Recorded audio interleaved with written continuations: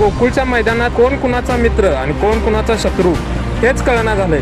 चंदगडचे जे आमदार आहेत ते सरळ सरळ भूमिका घेऊन मुश्रीफांच्या विरोधात स्पष्ट संदेश देतात की गोकुळ आम्ही मुश्रीफ मुक्त करू, आणि दुसरीकडे मुश्रीफ म्हणतात की गोकुळमध्ये महायुतीचाच झेंडा फडकेल आणि महायुतीचाच अध्यक्ष होईल.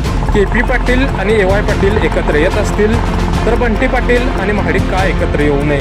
सुमारे 5.5 लाख शेतकऱ्यांची जीवनवाहिनी असणारी गोकुळ दूध संस्था, त्या संस्थेची निवडणूक सर्वात महत्त्वाची असते. 2026ची निवडणूक कधी लागणार याकडे जिल्ह्यातील सर्व शेतकऱ्यांचं लक्ष लागून राहिलेलं होतं. गोकुळची निवडणूक म्हणजे मिनी विधानसभाच, कारण संपूर्ण जिल्ह्यामध्ये या संस्थेचं जाळं पसरलेलं आहे आणि गोकुळवर सत्ता म्हणजे मिनी आमदारच. आणि या मिनी आमदारकीसाठी आता महायुतीकडून आणि महाविकास आघाडीकडून जोरदार तयारी सुरू झालेली आहे. निवडणुकी म्हटलं की विरोधक आणि सत्ताधारी असे दोन गट असतात, मित्र असतात, शत्रू असतात. पण गोकुळच्या मैदानात कोण कुणाचा मित्र आणि कोण कुणाचा शत्रू हेच कळना झालंय.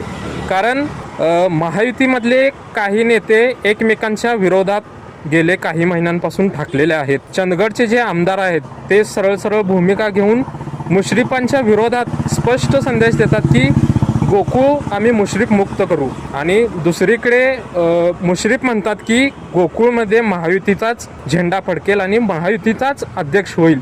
आणि तिसरीकडे जर बघितलं आपण तर कोल्हापूरच्या राजकारणात खळबळ उडवून देणारी घटना म्हणजे बंटी पाटील आणि महाडिक एकत्र येणार अशी चर्चा सुरू आहे. आणि या चर्चेचं मुख्य कारण म्हणजे बंटी पाटलांनी हा सवाल उपस्थित केला आहे, जर KP पाटील आणि AY पाटील एकत्र येत असतील तर बंटी पाटील आणि महाडिक का एकत्र येऊ नये. त्यामुळं गोकुळमध्ये आणि जिल्ह्याच्या राजकारणात भाजपला मुश्रीफांची ताकद कमी करून तर दुसऱ्या बाजूला बंटी पाटलांचं जे वर्चस्व आहे कोल्हापूर जिल्ह्यामध्ये तेही त्यांना कमी करायचं आहे. पण तिसऱ्या बाजूला बंटी पाटील आता डाव टाकण्याचा प्रयत्न करतायत. जर मुश्रीफ सोबत नसतील तर महाडिक गटाला सोबत घेऊन गोकुळमध्ये सत्ता स्थापन करता येईल का, किंवा दुसऱ्या समविचारी नेत्यांना एकत्रित घेऊन सत्ता स्थापन करता येईल का, याचाही प्रयत्न सुरू आहे. आता बंटी पाटलांनी स्वतंत्र पॅनेलची ही घोषणा केलेली आहे. देवेंद्र फडणवीसांनी महायुतीकडून घोषणाही करण्यात आलेली आहे की गोकुळच्या निवडणुकीमध्ये सर्वाधिक जागा भाजपला असतील. आता गोकुळच्या मैदानात कोण कुणाचा मित्र असणार आणि कोण कुणाचा शत्रू असणार हे येत्या काळात आपल्याला समजून जाईल. तोपर्यंत पाहत रहा K न्यूज मराठी.